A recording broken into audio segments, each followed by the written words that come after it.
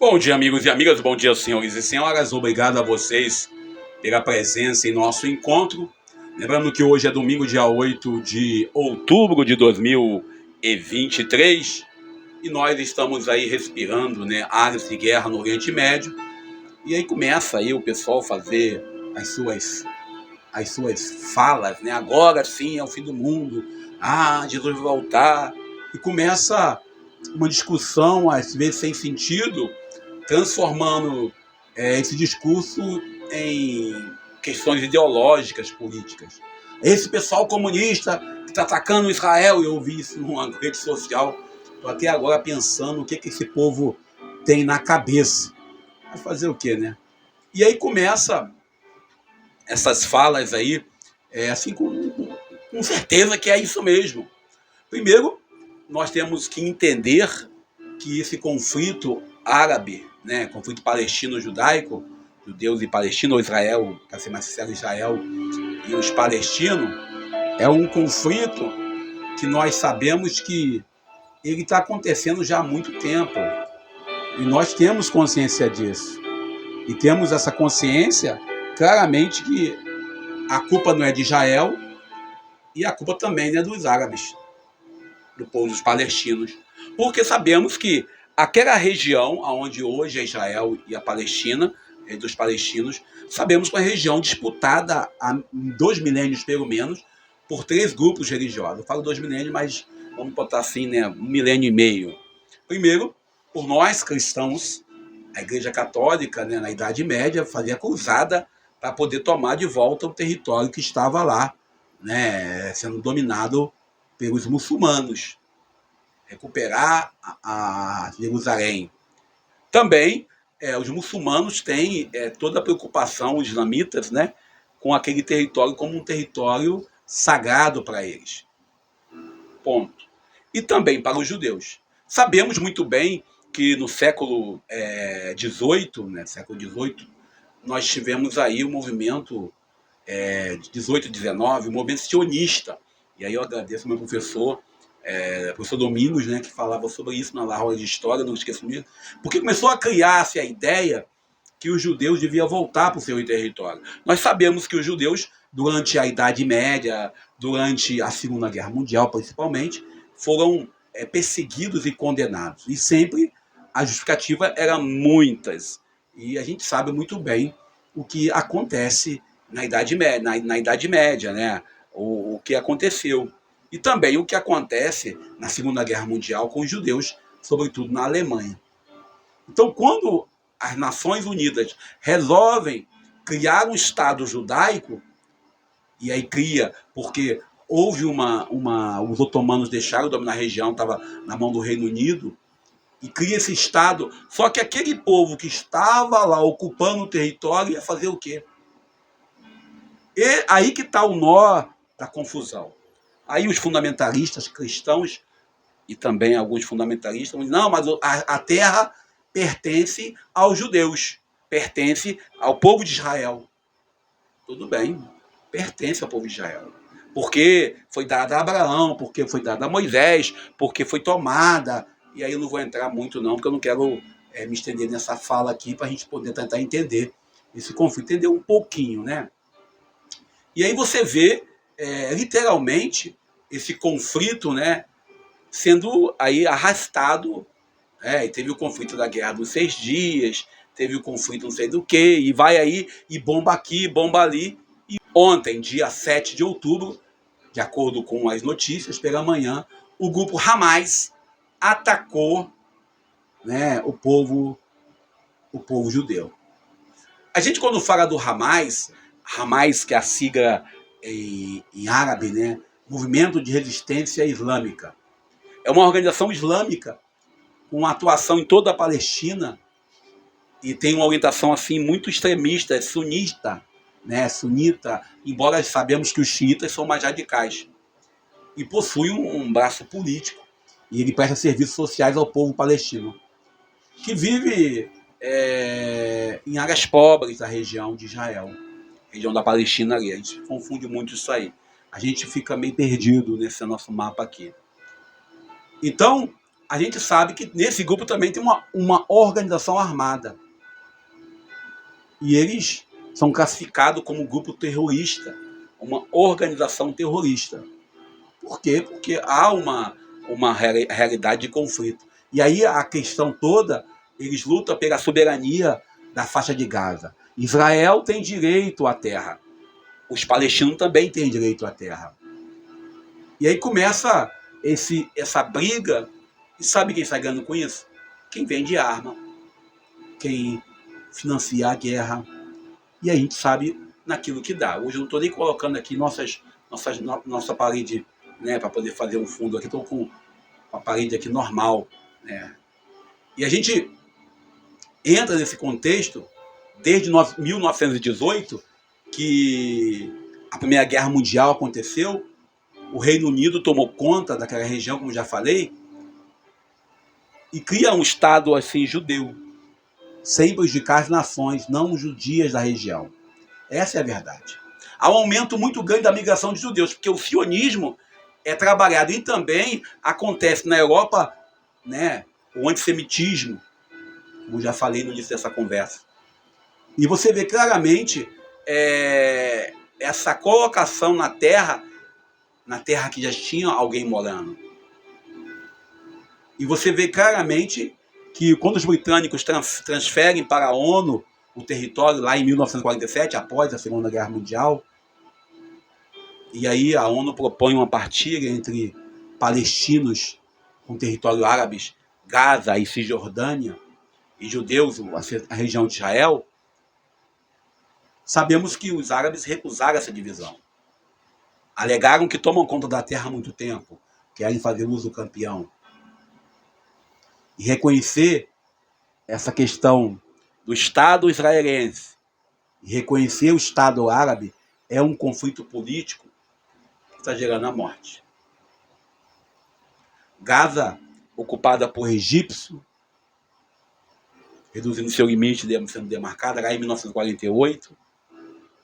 Em 1955, se eu estiver errado, não me condene por isso, nem me condene, porque é um momento, 56 para ser mais exato, a crise de Suez, Israel chega a ocupar a faixa de Gaza, mas aí a guerra dos 6 dias, se eu estiver errado, não, a guerra dos 6 dias foi em 67, eu estou corrigindo aqui. E a gente vê claramente como que esse conflito vai desde 18 até os dias de hoje, mas de fato aí mais direto em 47. O que nós queremos entender, eu estou me alongando muito nesse vídeo, é que esse conflito é um conflito, além de ser um conflito religioso, um conflito étnico, é um conflito também político. Eu não estou torcendo aí, nem estou querendo dizer quem tem razão ou quem não tem razão. Eu não estou aqui querendo dizer que agora vamos lá, vamos apoiar Israel, que está na Bíblia, que nem uns e outros fazem. Estou dizendo que o que nós temos que entender é que na guerra, quem sofre sempre é o menor. A ONU já reconheceu a Palestina, formada pela faixa de Gaza, lá em 2012. E nós sabemos claramente que esse conflito é constante. É constante porque há ofensivas em 2008, em 2009, em 2012, em 2014, em 2018, em 2019, em 2021 e agora em 2023. Nós devemos tentar não ficar querendo justificar, dizer que fulano tem direito ou ciclano tem direito. Nós queremos rezar pela paz. Pela paz nesse espaço, nesse momento, onde o povo, os menores, os excluídos, os lascados estão pagando um alto preço. Aí ficamos aí, que Israel não começou, mas esses povos... Senhores, cristão não tem lado. Cristão, o lado do cristão é a paz. Aí vale a máxima de São Francisco de Assis. A máxima, quando ele fala: onde houver ódio, que eu leve o amor. Onde houver guerra, que eu leve a paz. E aí a gente, quando fala do povo judeu, ou melhor, do povo que se assume como povo judeu, eles estavam, hoje um pouco menos, estavam divididos na Europa norte central, os Askenazes, os Sefarditas, na Península Ibérica, os Mizrahim, no norte da África e um pouco no Oriente Médio, e outros lá na Ásia. Isso começou a acontecer lá na díaspora, no ano 70, lá na invasão, né, que aconteceu de Roma, para destruir, para poder conter a rebelião, que aí nós lembramos claramente do comandante Valeriano, que atacou e saqueou Jerusalém, e depois nós tivemos os conflitos da Idade Média com as cruzadas, e agora no século passado nós tivemos aí essa criação do Estado de Israel, uma coisa assim colocada para dizer, olha, nós damos aos judeus de volta à sua terra. E muitos acreditam que eles precisam estar naquela terra para poder esperar a vinda do Messias. Nós cristãos acreditamos que o Messias é Jesus de Nazaré, o Cristo. Para eles o Messias ainda não veio, então eles acreditam que o Messias virá em Jerusalém para restaurar Israel ainda hoje. Então nós devemos respeitar a visão religiosa, mas devemos reconhecer que existe um conflito político, que existe um conflito ideológico, que existe um conflito ali de cunho real. E vamos parar por aqui, porque eu já falei demais. Certamente alguém vai dizer que eu estou aqui ao lado do Hamas, outros vão dizer que eu estou do lado dos judeus, e vamos dizer que eu sou comunista, já estou acostumado já, porque para esse povo aí todo mundo é comunista, né? Não adianta. Então vamos nós aqui lembrando do Evangelho de hoje. O Evangelho de hoje é Mateus capítulo 21, versículo 33 ao 43. O Evangelho de hoje é a continuação do Evangelho de semana passada, que foi Mateus capítulo 21, versículos 28 ao 33. E a primeira leitura, Isaías capítulo 5, versículo 1 ao 7. E o salmo é o Salmo 79, entre parênteses, o Salmo 80. E a segunda leitura, Filipenses capítulo 4, versículos 6 ao 9. Então você que está aí do outro lado, pegue sua Bíblia. Vou colocar aqui para vocês. Aqui não, vou colocar do lado de cá. Vou colocar aqui em cima. Pronto, fica mais fácil para você se orientar aí. Então agradeço a você aí pela sua presença até agora. Lembrando, coloque o seu like, coloque o seu dislike, comente. Se concorda comigo, beleza. Se não concorda comigo, beleza também. Democracia sempre. E viva lá a democracia. Alguém gritava viva a revolução. Eu vou gritar viva a democracia. Lembrando ainda a todos que a liturgia de hoje, Jesus volta ao assunto da vinha. E esse mês, nós estamos aí vivendo o mês, né, do sínodo, o sínodo da igreja, a igreja mais sinodal. A liturgia do 27º domingo, tempo comum, utiliza a imagem da vinha de Deus para falar desse povo que aceita o desafio do amor de Deus. Eu fico achando engraçado quando eu vejo alguns cristãos que falam de guerra, falam de conflito, falam de arma. E a gente olha claramente que Jesus hoje ele faz uma crítica pesada nesse evangelho à prática desse contexto de homens que querem porque querem transformar o evangelho, ou melhor, querem transformar a sua palavra em benefícios particulares.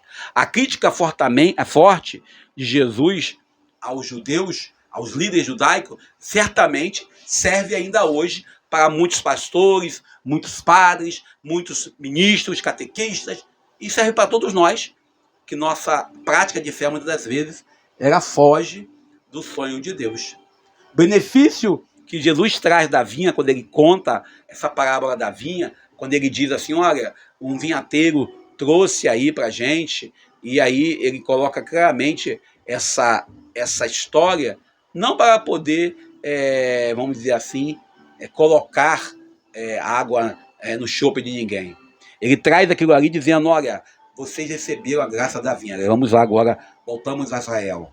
E aí, isso é um fato. No Evangelho de hoje, traz para nós essa meditação, que a vinha, que no caso aí é o povo, é o território, é o reino de Deus, que o reino de Deus ele não é uma coisa, não é algo, vamos dizer assim, num território, e aquilo que alguns judeus defendiam e foi por isso que também causou a díspora, né? Ou a diáspora, como alguns falam, né? A díspora ou diáspora varia muito aí. Então, você vê claramente que acontece, e o que acontece certamente é isso aí. Porque cria-se a ideia que há um reino, há um território aonde o Messias deve reinar. E Jesus vem com a proposta de reino dos céus. E acho que a gente não acredita nisso. Muita gente não acredita nisso.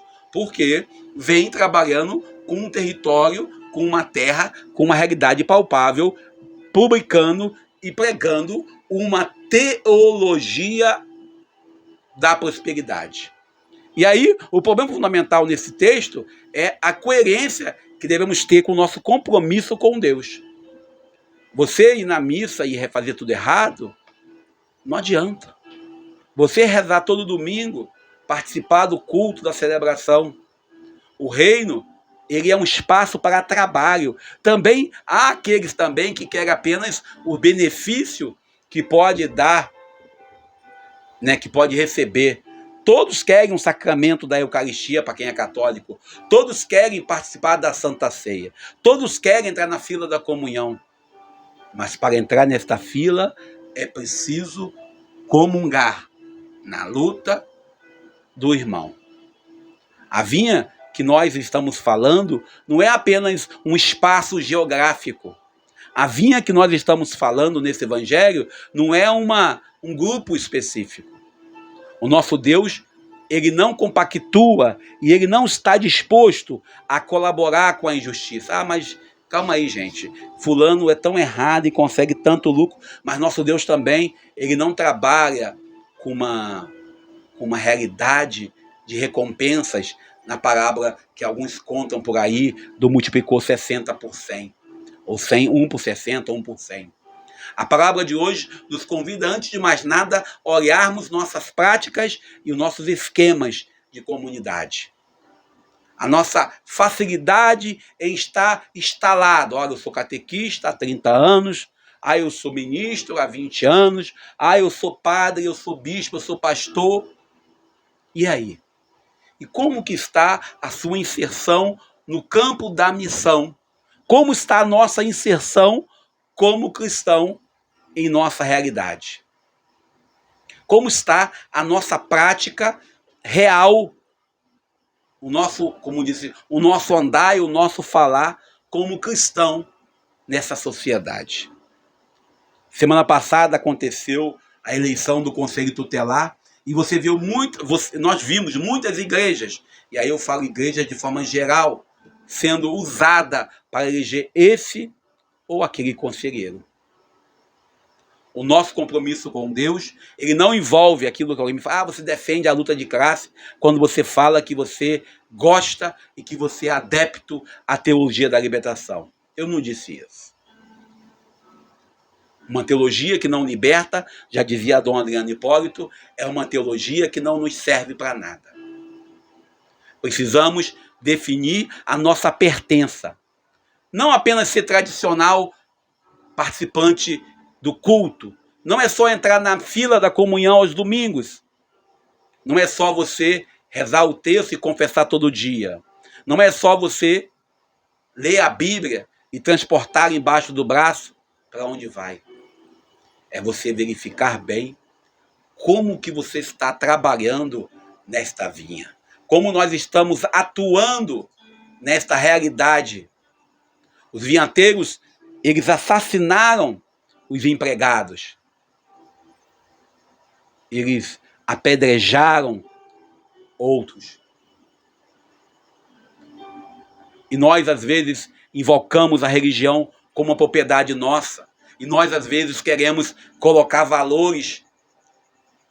E nós, às vezes, estamos, como diz Paulo Apóstolo, São Paulo Apóstolo diz isso, estamos crucificando Jesus de novo. A gente sabe que Jesus promete nesse evangelho que vamos ter um preço a pagar pelas nossas omissões, pelas nossas covardias, pelas nossas falta de caridade, de amor e de respeito ao próximo. Os sumos sacerdotes, naquele contexto, eles são na lógica. a lógica da violência. E a violência, tivemos aqui no Rio de Janeiro essa semana, em plena Barra da Tijuca, numa região, na beira de praia, 4 pessoas atacadas, e das quatro pessoas, um deles é assassinado, um deles sobrevive. E você vê 3 pessoas sendo assassinadas. Aí cria-se a ideia, porque parecia. É muito cedo para poder emitir o juízo, eu acredito. Jesus traz para nós hoje uma frase que nós cantamos no domingo de Páscoa. A pedra que os pedreiros rejeitaram tornou-se agora a pedra angular. Somos convidados a olhar nossa prática de fé, a meditar em nossas atitudes de assassinar, de matar, de ferir o filho do dono da vinha. Somos convidados a entender que nós somos falhos em nossas práticas. Somos bons em emitir juízo. Somos bons em dizer: fulano vai para o inferno, ciclano vai para o inferno, beltrano vai para o inferno. E vamos assim pavimentando o nosso caminho para o inferno. Somos bons em olhar para a Bíblia e dizer: está escrito na Bíblia. Somos bons em olhar no direito canônico, está no direito canônico. Somos bons em dizer: foi mandado por alguém que tem mais graduação do que você. E esquecemos de fazer, de meditar, de contemplar e de agir segundo o coração de Deus. Na guerra do Hamas contra Israel, rezemos pela paz. Na guerra da Rússia contra a Ucrânia, rezemos pela paz.